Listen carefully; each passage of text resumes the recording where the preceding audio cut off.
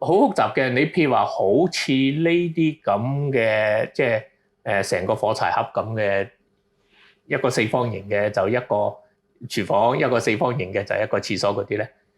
佢可能喺張結構圖則度咧，淨係標咗一個四方形嘅啫。咁你又要去抄翻相關佢嗰個圖則，你先睇得到佢係咪一個結構牆或者係咩咯？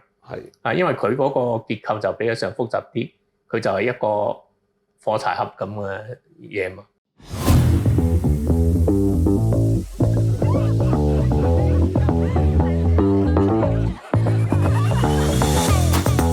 近期咧間隔改動嘅議題咧又再引起全城熱話啦。咁事關咧有新居屋咧啟欣苑嘅業主咧就買咗單位之後咧就發現咧廚廁咧就個牆身係唔可以改動嘅。咁背後就因為咧同佢係用一個立體預製組件廚廁設計係有關。咁都屬於一種叫做近年興起嘅 MIC 組裝合成建築法係有關嘅。咁所以今日都請嚟咧資深工程師魏學仁先生同我哋傾下相關嘅議題嘅。咁首先魏生，我想了解下咧，因為除咗啟欣苑之外咧。早排咧就係房協喺洪水橋都有個樓盤叫做樂橋軒咯，咁都叫做即係政府首個用即係組裝合成興建嘅資助房屋嚟嘅。咁佢哋當中即係一落成之後，大家都發現咦好似好多問題咁。但係首先我想了解下，因為佢哋都用咗一種叫做 MIC 組裝合成技術去起樓，其實呢種係一種乜嘢嘅起樓嘅技術，同埋佢個即係有啲咩特色喺度，可唔可以同我哋展述一下咧？其實 MIC 咧就即係喺以前咧就我哋都有用類似嘅，就唔係完全係 MIC。咁個類似嘅咧就我哋就係 Precast 嗰啲嘅construction。咁就係呢個 technique 咧就用咗好耐㗎啦。由即係錦繡花園所有啲屋仔都係用呢啲 Precast 嘅 elements，就將佢成間屋砌出嚟。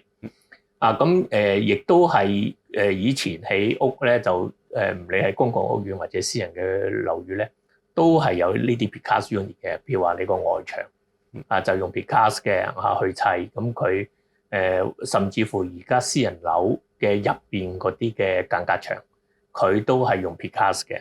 咁點解會用 Precast 咧？就係第一佢嗰個相對嚟講咧，佢嗰個容易去控制個質量。咁因為譬如話以前即係我哋起嗰啲樓宇好多時出邊有紙皮石，咁紙皮石你當你起好咗個樓宇而去砌個紙皮石咧，就好多時咧就黐得唔係咁好，咁咧就打風落雨就好多時咧就會跌啲紙皮石落嚟，咁就咩？咁佢哋如果喺個廠嗰度做咧，咁嗰啲紙皮石會鋪好晒，然後先落石屎，就變咗佢係一個整體化嘅一個嘅 construction。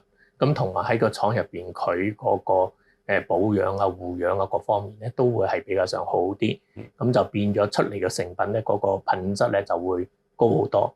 咁然後佢先至去做嘅話咧，去裝嘅時候咧，裝好咗之後咧，就出邊個整體性就會美觀好多啦。咁亦都個品質會好好多啦。咁就一路都喺度用緊嘅，都用咗幾十年噶啦。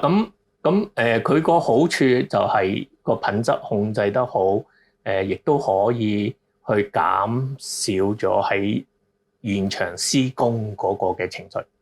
咁所以而家好多嘅屋苑咧，都係好多出邊嘅佛沙嗰啲咧，都係用咗 Precast unit 嘅。咁個 Precast unit 就會有咁嘅好處啦，咁樣。咁至於即係再進一步嘅就係佢就唔係話一幅幅嘅外牆啦，或者嗰啲嘅嘢，而係佢係將佢成個咧可能係做一個好完整嘅一個嘅建築嘅單位。咁佢個單位咧就即係一個結構咧，就唔係一幅牆咁簡單，而可能佢有埋樓板，有埋柱。咁睇佢嗰個設計係點樣啦。咁然後佢將佢咧就好似砌 Lego 咁，一嚿一嚿咁將佢砌埋，就變咗間屋仔咁樣。咁呢個嘅方法咧就變咗咧佢咧因為你用 Precast unit，你仲係要釘板紮鐵落石屎做樓板或者諸如此類。咁然後佢先將 Precast放埋一齊落去。咁就即係一半喺現場做，一半喺咩？咁如果你用 MIC 佢就差唔多咧，就一個個吊埋去咧就砌積木。佢唯一要做嘅咧就係點樣將佢個接口咧去連接好。咁就會係變咗成個嘅嘅單位都係可以啊。咁佢個樣第日你出嚟間屋係點嘅樣，就係即係按照個圖則或者個結構則去處理啦。咁你中意砌到幾大間屋都得嘅。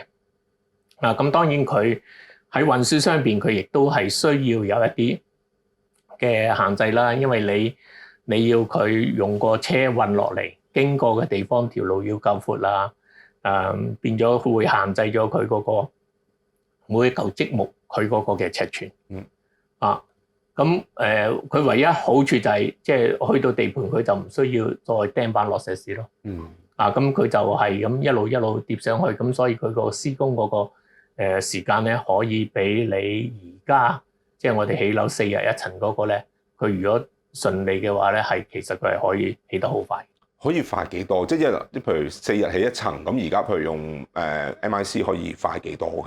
其實就冇限制嘅。冇限制。係啊，佢真係可以係咁疊上去，佢下邊處理得到就得㗎啦。係。咁所以佢原則上嚟講，佢係可以快得好犀利。咁只不過即係你喺運輸方面得唔得，同埋喺現場即係嗰個有冇地方俾佢去擠咁多個積木，俾佢去吊上去咩？嗰個反而係嗰個即係時間上邊令到佢有一啲嘅limitation 喺度咯。係，但係近年係即係聽到係好似近年先聽到 MIC 仲即係組裝合成，即係好似突然之間變咗好大熱咁樣啦呢個建築。但係係咪應該其實好早幾年都已經譬如喺外國？或者其實甚至乎頭先你所講 precast 嗰種嘅即係建築模式，其實都已經某程度係一種 MIC 嘅建築模式嚟嘅。其實只不過佢而家就進化到全個單位或者一嚿個積木砌上去，但係以前就有部分嘅嘢係即係砌上去咁樣。其實呢個就唔係一個新嘅嘢嚟嘅。喺即係如果你抄翻啲新聞，即係如果幾十年前咧，日本開始就做嗰啲酒店，因為你每間酒店房都係一樣噶嘛，每間房。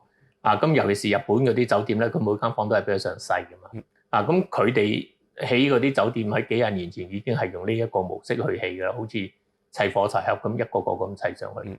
咁呢個就唔係好新穎嘅。咁至於喺香港嚟講，就點解即係最近咁鼓吹咧？咁就即係大家都知道就係因為工人嘅問題最主要，即係個工人比較上即係地盤嘅工人真係有，即係而家啲後生仔又唔係咁願意入行啦，咁所以就變咗工人咧有啲短缺，咁就變咗成日就唔夠工人嘅時候咧，就變咗你一定要用一啲其他嘅方法去取代呢啲嘅即係工人嗰個數目嘅一路短缺落嚟嘅情況，咁你要去解決佢嘅時候，咁就變咗 MIC 可能係其中一個嘅方式咁樣。咁遲啲會唔會再進一步咧？譬如話我有機械人，咁又會點樣咧？可能揾機械人可能做得仲快都未定，咁就變咗可能連工人都取代埋。咁都有咁嘅機會。咁喺而家呢個模式嚟講，就大家鼓吹一個 MIC 就組裝合成，咁就一個一個好似啲火柴盒咁，就將佢去用唔同嘅模式去將佢堆砌出嚟，咁形成咗佢呢一個當然啦，即係喺某個程度嚟講，有好處，亦都有壞處啦。因為如果你用傳統嘅一啲嘅施工嘅方法咧，嗰個靈活性會大好多。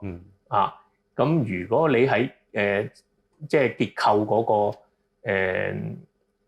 即係構思嚟講嘅話，即係你起層樓50層高，咁你都用MIC 嘅話咧，就可能即係結構上邊係咪可以頂得住咧？咁嗰個都係一個即係可能佢有個都暫時嚟講佢都係有個極限。咁同埋佢由於佢每一個積木佢大細咧都係有限制嘅時候咧，就變咗你有時候未必可以做到一啲跨度好大嘅結構物啦，咁諸如此類。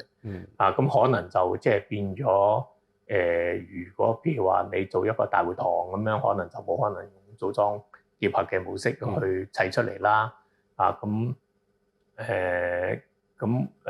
即係係啊，咁各方面都係仲係有啲掣肘嘅。咁即係變咗係咪一個好嘅模式咧？就即係都要試一輪先知嘅。係啊，其實呢度引申咗一個話題就係、究竟其實即係一個迷思咯，可能都係究竟 MIC 嘅建築裏邊嘅牆身係咪全部都係叫做一啲唔可以改動嘅牆身，或者係一啲比較難改動嘅牆身咧？即係正如頭先你所講，就可能係好似砌火柴盒咁樣砌上去，咁係咪一改動一幅牆身就會影響到火柴盒嘅承托咧？其實即係未必嘅，睇佢嗰個當初佢自己嗰個嘅設計，有好多 MIC 佢都仲係用緊柱同埋陣嘅一個嘅結構模式，所以啲牆身咧有部分咧都係非結構牆嚟嘅，都係可以打走嘅。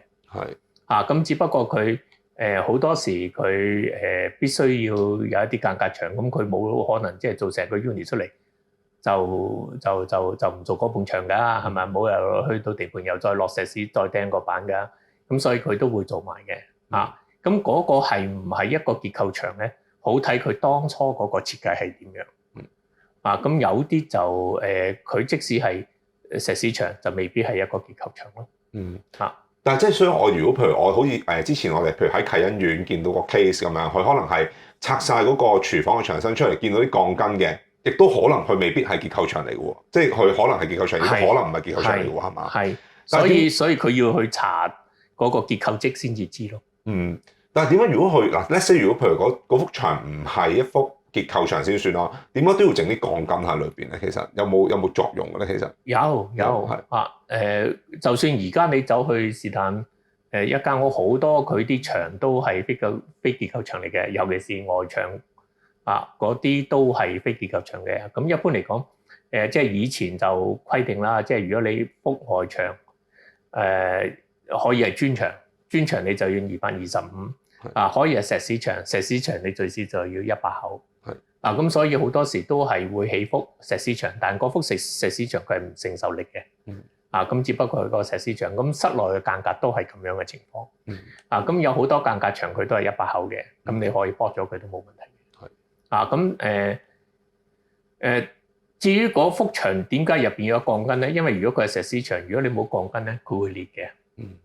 咁所以佢一定要擠一定數量嘅鋼筋去將佢啲石屎咧揦住。咁咧就等佢唔會裂，唔會碎落嚟。如果唔係你幅牆咁高又冇鋼筋嘅時候咧，你可能揾個錘仔一敲佢就會裂咗，就會爛咗咁樣咯。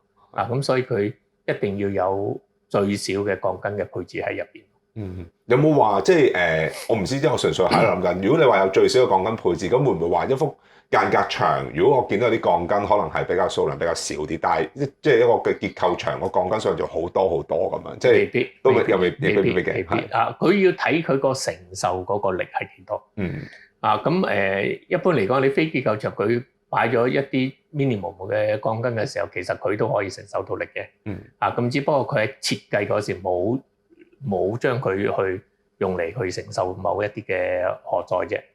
咁如果佢係一幅承重嘅牆咧，佢就一定係有啲荷載會傳落去佢嗰度。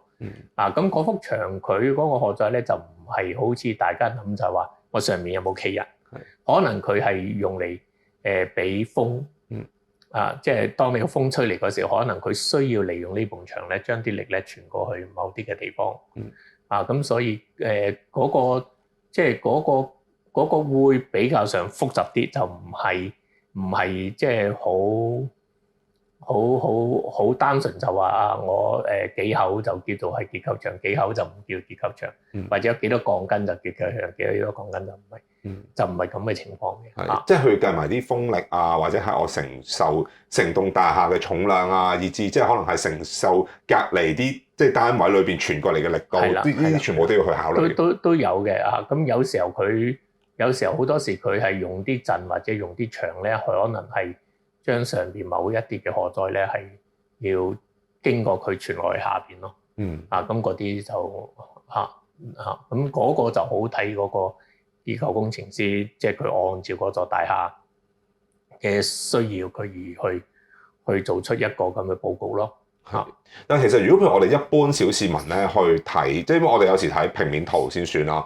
譬如以啟欣苑為例啦，其實我哋見到佢個平面圖講真都係一啲好薄嘅牆身85mm，我哋睇平面圖85mm，你覺得係一幅間隔牆多於一幅主力牆？因為我哋純粹從一個 layman 角度去睇，我哋睇平面圖就覺得幼身嘅咪係間隔牆咯，厚身嘅就主力牆咯咁樣。咁其實一般即係呢，我呢個唔係啱嘅睇法啦，即係應該唔係用一個即係唔係正確嘅去處理呢幅係結構牆與否嘅一個做法啦。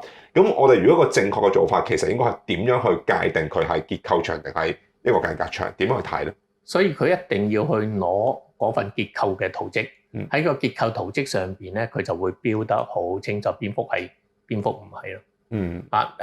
如果你睇結構圖則咧，唔係嗰啲咧就冇標出嚟嘅，係嗰啲咧就會有標出嚟嘅。咁如果你同佢同個建築嘅圖則去比對咧，咁你就知道邊幅係承重嘅牆或者邊幅咧就唔係咯。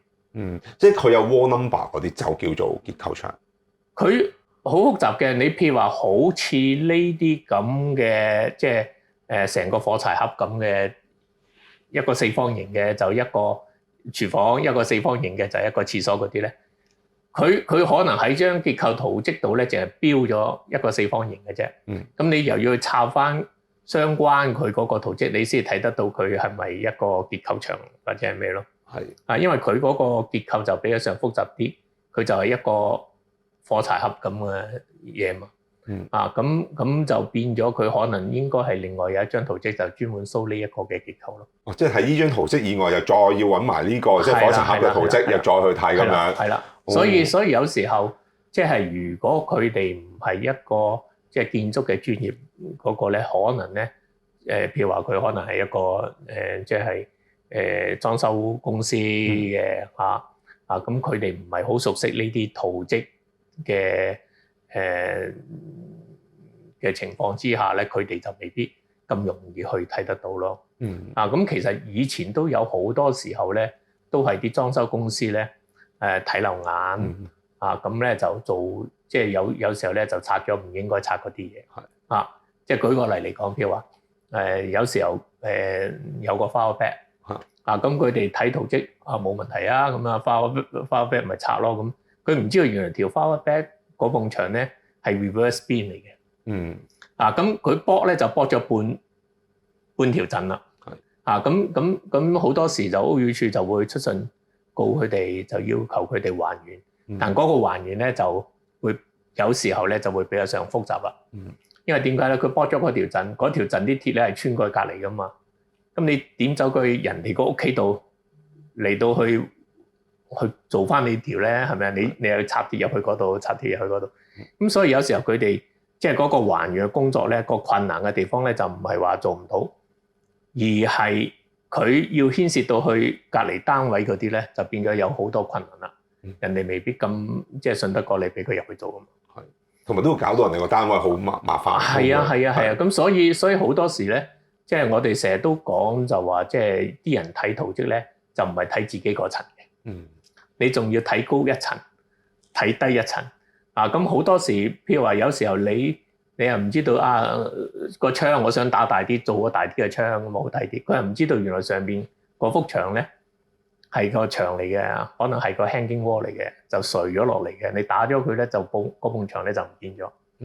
咁有好多呢啲咁嘅情況咧，即係變咗佢哋如果唔係將個圖則睇得好清晰，而又先至去做嘢咧，好容易咧就做錯咗嘢咯。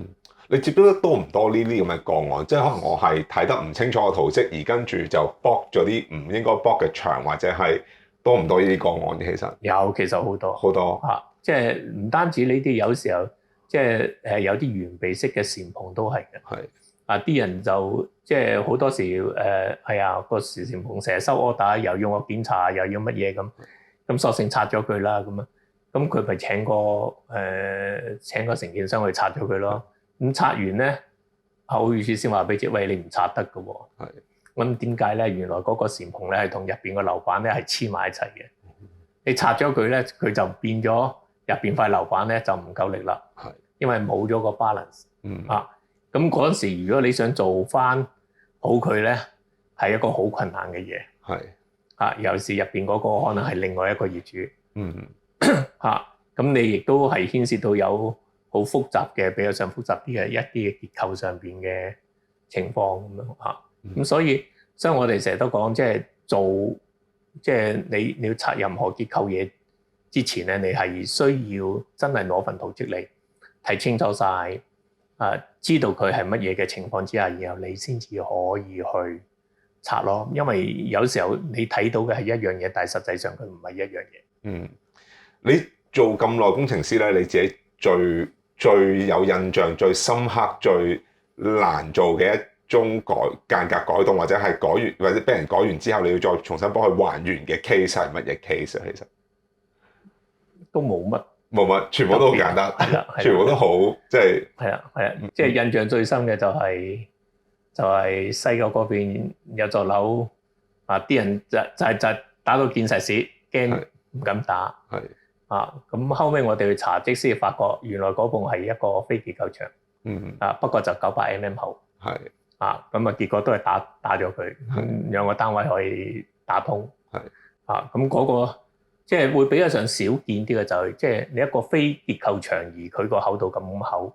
去到即係900mm個感覺係一幅結構牆嚟，其實真係900mm 唔止係結構牆咁簡單啦。係咯。好少每啲牆有900mm咁厚㗎嘛，仲係成幅係石屎嘅。但係點樣去或者譬如嗰個 case 為啦，咁點樣去整到咁厚咧？又要其實唔知嘅。我估可能係啲則師嘅，即係一啲嘅，即係佢可能想兩個單位嗰個即係隔音好啲。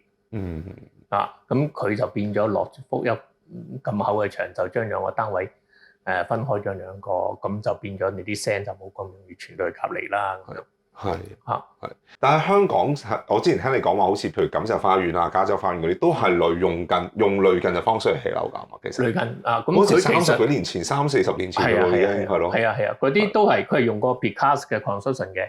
咁佢就牆還牆，樓板還樓板，咁佢全部都係一塊塊吊去，就好似砌積木咁砌出嚟嘅。咁所以即係變咗，如果你錦繡啊嗰啲，如果你啲業主自己去貿然去做改動咧，都會即刻俾人哋告嘅。因為佢唔係話唔俾做改動，只不過你係要入正職。你要確保成間屋佢嗰個結構仲係可以穩定先得。